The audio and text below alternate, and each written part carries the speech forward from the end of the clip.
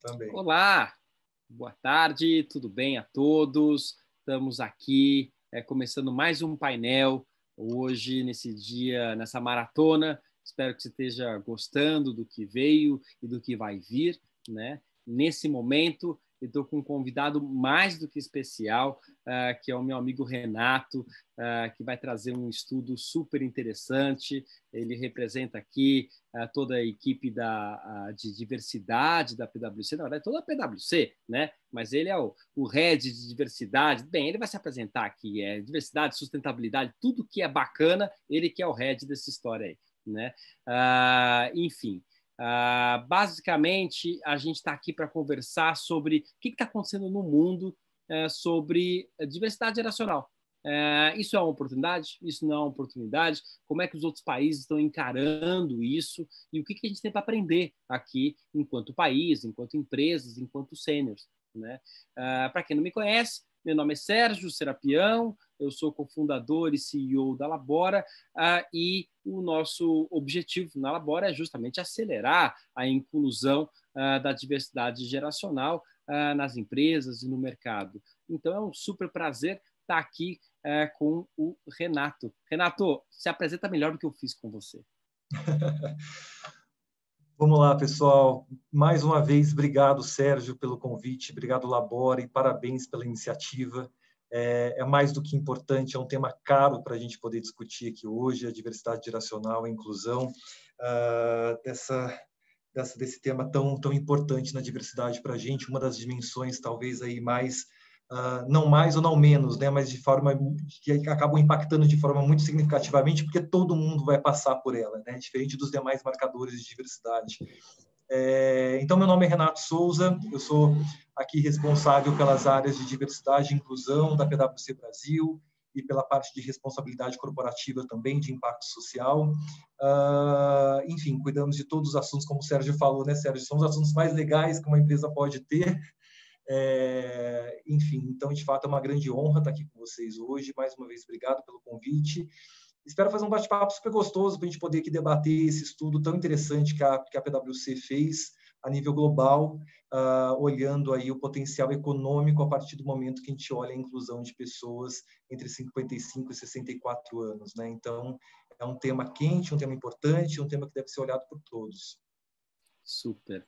E eu acho que um dos motivos, além de, enfim, ter muito apreço por você, pelo trabalho todo que a PwC tem feito, mas acho que esse estudo traz uma particularidade que me agrada muito. Quando a gente fala muitas vezes em diversidade, quando a gente fala muitas vezes em inclusão, pode soar como sendo algo a mais para ser feito. Tá bem, vamos também fazer isso, né? E cada vez mais, e estudos como esse demonstram, a importância e a relevância e a necessidade de se fazer isso, né? Então, quando a gente principalmente cruza no bolso, né, que é ainda o que move muito empresas e governos, né, economia, acho que a gente consegue deixar muito tangível a necessidade humana que esse assunto compreende, né? Então, por favor, discorre um pouquinho assim, qual que é o escopo geral, né? Não é a primeira vez, né? A segunda edição, né?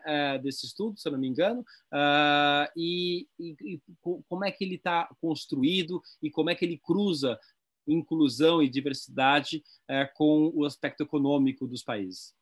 Certo, certo.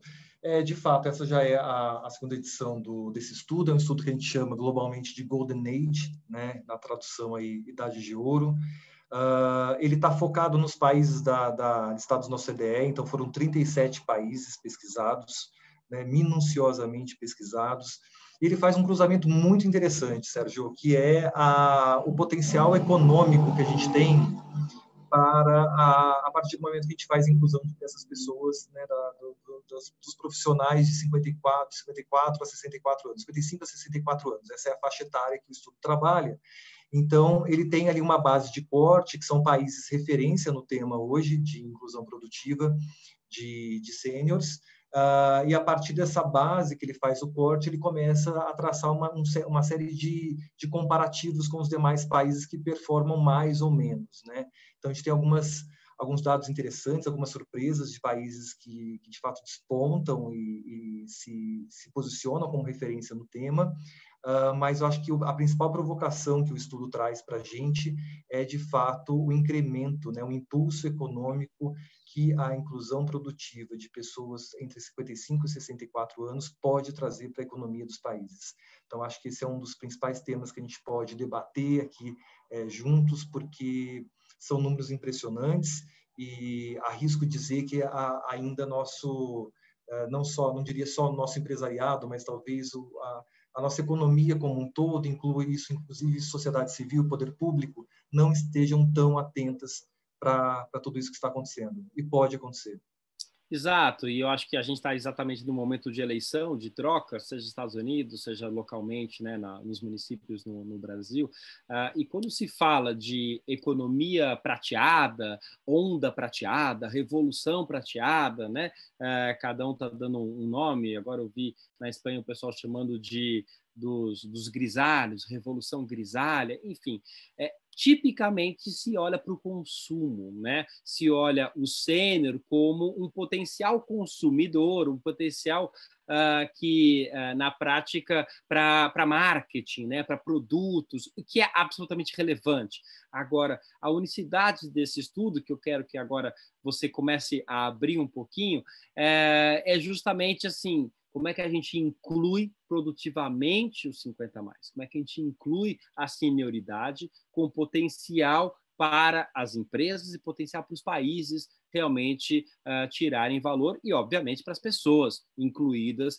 Daí a gente tem uma série de estudos aqui no Brasil, feitos pela Unifesp, o quanto que o trabalho é uma fonte de potencial de realização e saúde, né? Ou seja, se a gente fizer essa modificação, inclusive a gente tem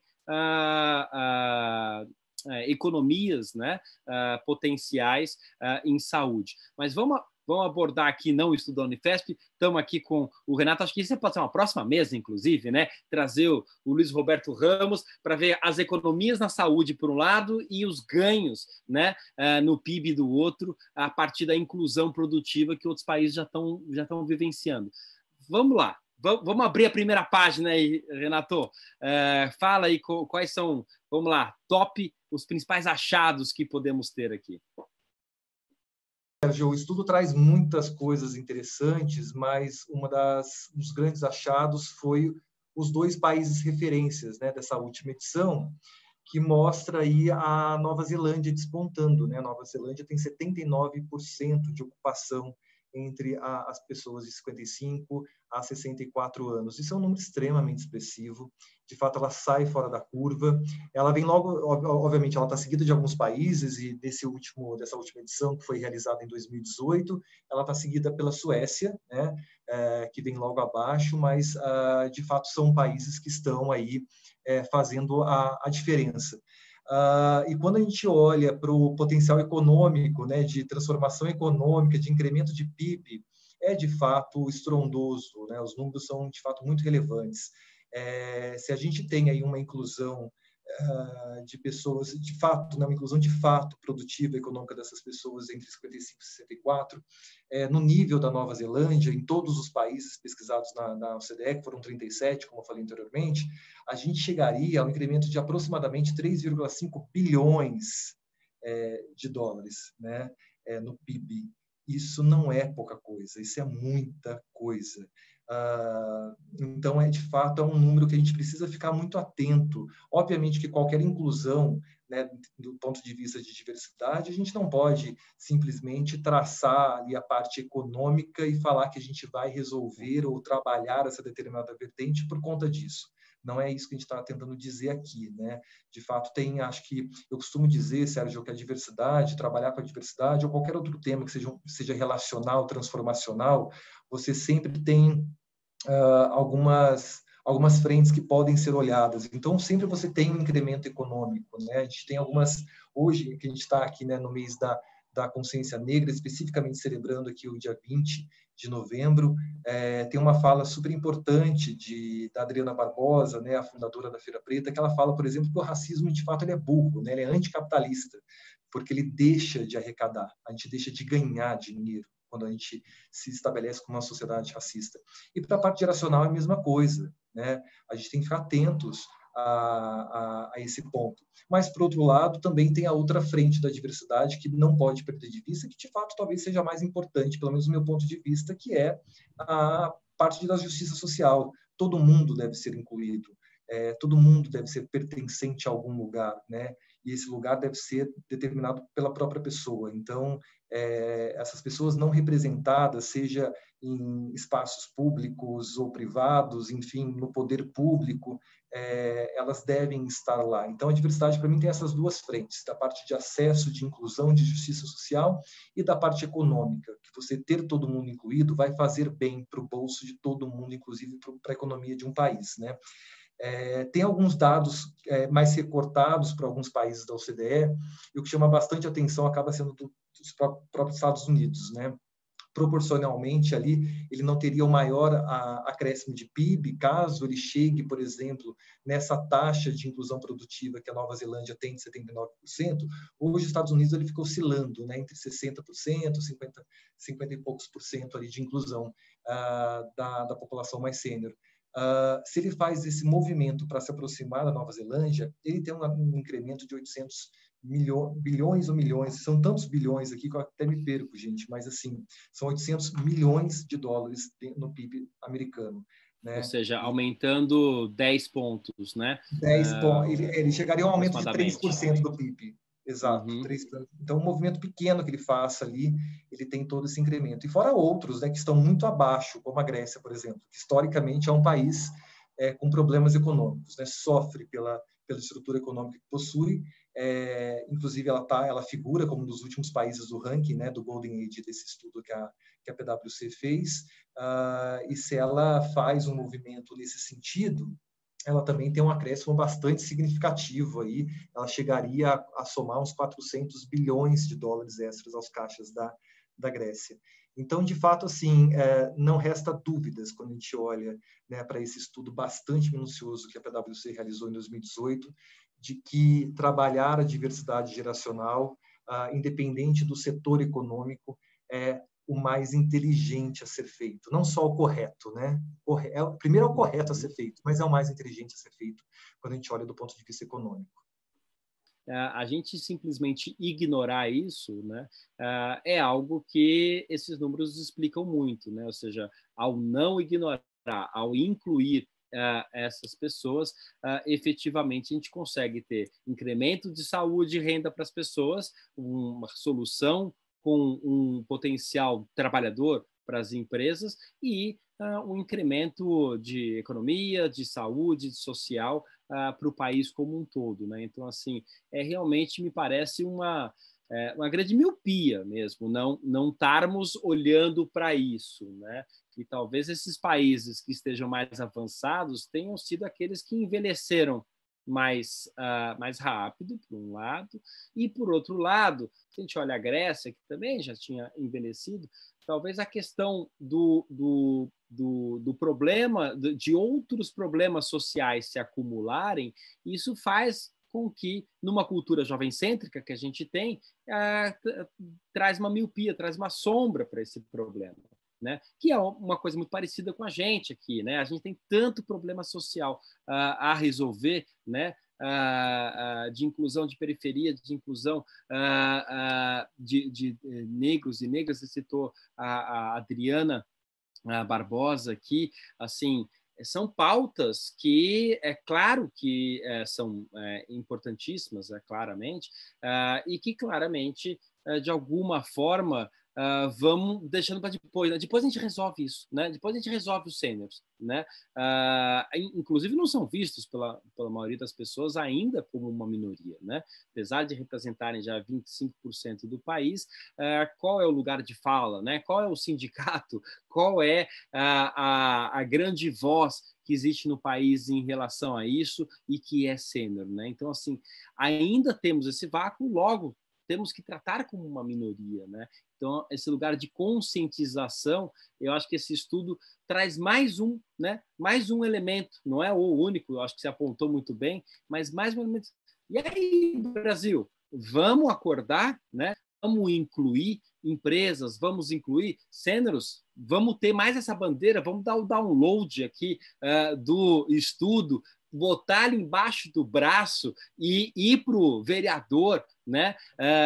Que acabamos de votar, ir para o prefeito, depende da cidade que você tiver, foi eleito, vai ser eleito, enfim, eu acho que é fundamental a gente tropicalizar esse estudo. E indo para essa linha, que você viu ali de, assim, principais desafios, barreiras ou achados, assim, que você, nossa, botei uma lupa ali nesse estudo e realmente isso aqui eu não posso deixar de falar. Sérgio, de fato, né, tem alguns desafios e não tem como escapar, né, do tema de automação, né? O estudo ele acaba encerrando com essa reflexão, que de fato é um caminho sem volta, obviamente, mas é um caminho que também traz algumas preocupações e a gente tem que ao menos estar atentos a ela para poder ver a melhor forma de caminhar, né? Então, a gente tem ali no estudo alguns dados interessantes que mostraram que 27%, em torno de 27% das posições, né, de trabalho dos Estados Unidos, por exemplo, como a gente está olhando aqui para o universo mais global, que são ocupadas, né, por pessoas de 54 a 65 anos, correm o risco de serem extintas aí já na próxima década. Então, de fato, é um número muito expressivo, é um número que assusta, porque a velocidade com que as pessoas estão tendo a oportunidade também de se reinventarem e se incluírem parece que não está na mesma velocidade, né? Essa é a minha percepção. E a gente já tem uma taxa aí que é uma taxa que a gente chama de ameaça do trabalho pela automação. O estudo também mostra que é em torno de 21% para profissionais mais sêniores, que é um número obviamente maior do que para profissionais não sêniores, né? Para as pessoas que têm menos idade. Então, o estudo traz esses principais riscos em relação à automação. Ele traz um recorte de gênero muito interessante, porque grande parte dessas posições que vão desaparecer, digamos assim, até 2030, segundo o Golden Age, 50% delas são posições administrativas, né? E quando a gente faz o recorte de gênero, a gente vê uma grande proporcionalidade de mulheres nesses cargos administrativos. Então, a propensão ali delas perderem, né, terem as suas cadeiras extintas, ainda é maior. Então, a gente somaria, quando a gente fala da intersecção da diversidade, né, a gente somaria aí a questão geracional com a questão de gênero, se tornando potencialmente mais um problema para a gente lidar lá na frente, para a gente ficar atento e poder criar alternativas para, enfim, para lidar da melhor forma possível, né? Por outro lado, o estudo também traz um contraponto que ele chama até de yin e yang aqui no estudo, que é a parte boa, né, dessa automação. Tudo tem a parte boa, né, Sérgio? A gente tem que olhar para esse Ainda lado. bem, né? Ainda bem. Ainda bem. Mas antes de você falar da parte boa, deixa eu só comentar um pouquinho em cima disso que você falou, que acho que dá para tentar tropicalizar um pouco esse dado. Saiu recentemente, mês passado, saiu um estudo da Universidade do Rio de Janeiro, Federal do Rio, dizendo quanto que das pessoas que estão sendo demitidas durante esse período de pandemia aqui no Brasil, 18% seriam 50 a mais, né? E obviamente é muito acima do percentual que os 50 a mais ocupam, né? Nas grandes empresas, 50 a mais está por volta de 3%, depende da pesquisa que você observar, ou seja, 18% é daqueles que são demitidos e só representam 3% aproximadamente do mercado, ou seja, isso que a gente está falando pode ser pela tecnologia, que é um fator de risco, como pode ser nessa grande transformação rápida, né? Porque a pandemia tem um aspecto em termos de empresariais que assim é uma aceleração dessa transformação e que a tecnologia vem muito mais rápido, né? O e-commerce ganhou muito espaço, né? As pessoas não saem mais de casa, pedem a comida, enfim. Tem uma transformação que se acelera muito, então esse elemento que já traziam na pesquisa, de repente é realidade já de país, né? Então acho que é um elemento super importante, ou seja, a gente vincular jovem, a tecnologia, e sênior, isso não é a tua praia, deixa para depois, pelo amor de Deus. Acho que essa é uma mensagem muito importante para ser passada. Tecnologia é algo que pertence ao dia de hoje, né? Seja lá que idade que tenhamos, temos que nos jogar, temos que abraçar, tá? Começar com o nosso WhatsApp e ir para uma live como essa, replicar essa live, né? Depois, quando estiver disponível para os amigos, enfim, como é que a gente vai sendo, não nativo digital, porque a gente não vai conseguir ser, mas a gente vai ganhando propriedade no digital e na tecnologia. Eu acho que isso é uma mensagem super importante para a gente tentar, pelo menos, tentar diminuir um pouquinho esse risco de afastamento, né, desse bicho-papão estranho chamado tecnologia. Não é tão bicho-papão quando a gente se aproxima, nada é. Né? Mas temos boas notícias chegando por aí e o Renato vai contar como é que a pesquisa termina positivo, né? Para a gente sair daqui positivo. Exato, de fato é um tom positivo, mas essa tropicalização que você trouxe é muito interessante, o Sérgio. Faz parte já do nosso contexto aqui em termos de Brasil e a gente não pode se distanciar dessas discussões, enfim.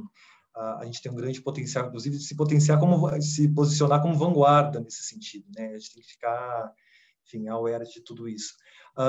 Então, dessa parte de tecnologia, tem uma equação que a gente provoca no estudo, que é uma equação que ela não fecha, né?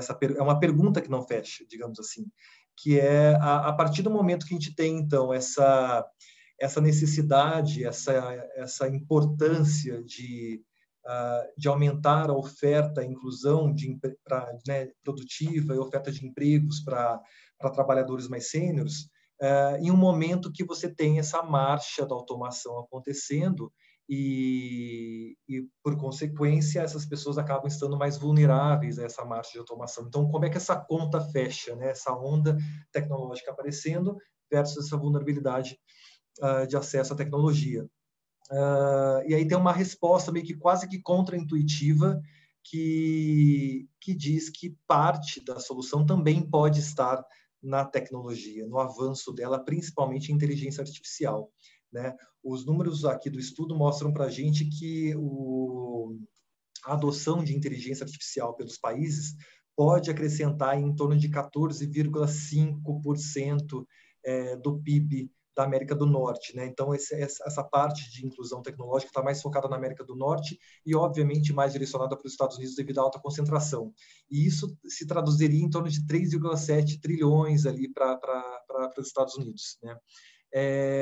Mas a parte positiva é que, por meio da inteligência artificial, o estudo mapeou os avanços principalmente na parte da saúde, novas tecnologias, novos tratamentos que prometem e, na minha visão, no mínimo devem oferecer uma melhor qualidade de vida, uma melhor longevidade. Então, para algumas questões, lesões e doenças que eram tidas, que ainda, infelizmente, ainda são tidas como grandes barreiras para a longevidade, a própria tecnologia que ameaça, ela também pode mostrar um novo caminho de maior produtividade e permanência no mercado de trabalho pelas pessoas mais seniors, né? Inclusive, já fazendo um jabá aqui do que a gente tem atuado enquanto labora, é assim, como é que a gente traz o sênior para o trabalho a partir da tecnologia e justamente usa a tecnologia para medir a qualidade de vida da pessoa trabalhando e o trabalho ser um fator de geração de saúde, né? E uma outra frente que a gente vem trabalhando muito específica, que conversa com esse diagnóstico, né, de tecnologia ser positivo, é assim, qual é o papel do sênior na transformação digital do mundo? Né? Será que as equipes de transformação digital, os desenvolvedores, quem faz o código, quem faz a experiência de navegação, todo mundo tem que ter 30 menos? Né? Então, com essa pergunta na cabeça, a gente acabou ousando aí criar programas, né, de inclusão de 50 mais em equipes digitais e estão começando a aparecer os resultados, só ano que vem que a gente vai dar os resultados completos, mas a boa deixa é que, assim, esse capital humano de vida, esse soft skill, essa experiência pode dar muito valor para equipes que são muito júniores, equipes que são muito novas e que às vezes tomam decisões, seja de vida, de sair de um emprego, um atrás do outro, seja de trabalho mesmo, de entender a complexidade de um problema e traduzir aquilo para uma solução digital. Os sêniores podem ser grande parte dessa solução. E eu acho que aí tem então mais um aliado, né? Que é a tecnologia gerando postos de trabalho que nessa grande massa, né, hoje são mais de 160 mil postos de trabalho em aberto em equipes de tecnologia. Será que 5%, 10% disso pode ser de 50 a mais ou 25%? Eu acho que esse é a provocação, não é uma conclusão, né, que a gente deixa para quem está aqui nos ouvindo. E eu acho que em algum momento, Renato, a gente tem que fazer uma tropicalização dessa pesquisa aqui no Brasil, hein? Como é que a gente vê o cenário aqui? A gente faz aí uma parceria. Já estou fazendo aqui no ar, hein, gente? Vamos lá, escreve aí no chat, pressionando o Renato para assim, ó, vamos embora fazer essa pesquisa aqui. Brincadeira, mas eu estou só brincando aqui, mas incrível esse trabalho que vocês estão fazendo. Quanto mais a gente conseguir trazer para a nossa realidade e levar a nossa realidade para fora, eu acho que esse é o trabalho que vocês fazem, que a gente busca fazer. Então estão de parabéns. Super obrigado. Renato, o pessoal está falando que acabou o tempo. Eu queria que você deixasse a mensagem final aqui para o pessoal. Tratem esse tema com muito carinho. A gente precisa entender cada vez mais sobre a diversidade geracional. Ela é muito importante para a sustentabilidade, não só dos negócios, mas a sustentabilidade, de fato, das empresas, a sustentabilidade de uma sociedade como um todo, né? A gente precisa se entender e se reconhecer em todas as faixas etárias. Enfim, então, meu convite é para que a gente continue esse debate, que a gente continue promovendo esses espaços de debate para a diversidade geracional. E deixo o convite aqui para quem quiser conversar um pouco mais, bater um papo sobre o tema, que nos procure, que baixe o nosso estudo, está disponível no site, é só dar um Google ali que vocês encontram, o Golden Age 2018, e estou à disposição. Estamos juntos. Acho que é mais do que uma empresa, a gente tenta fazer aqui, é meio que um movimento, sabe? Assim, como é que a gente junto vai fazer essa transformação, né? Gente, continue na maratona, tá linda, e obrigado aqui. Beijo!